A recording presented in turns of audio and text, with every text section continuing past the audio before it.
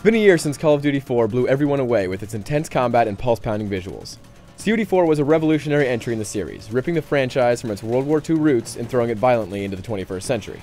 The result was nothing short of fantastic.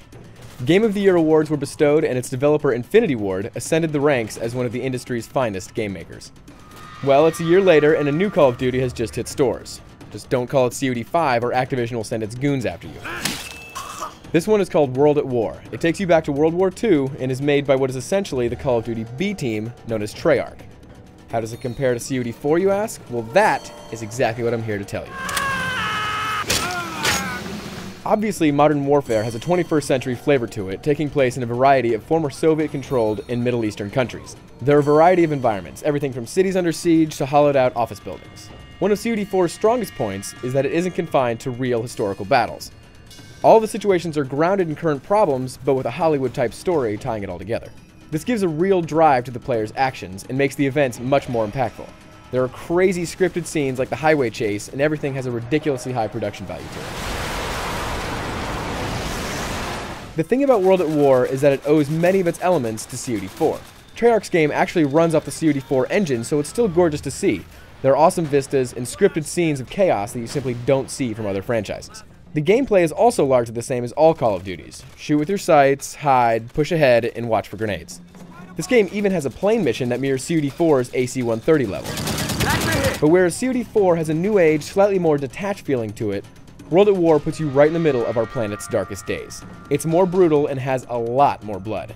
In fact, it's the splatter effects and the abundance of chunk that results from a simple machine gun blast that detracts from the game's realism. But the main difference is how the games are presented.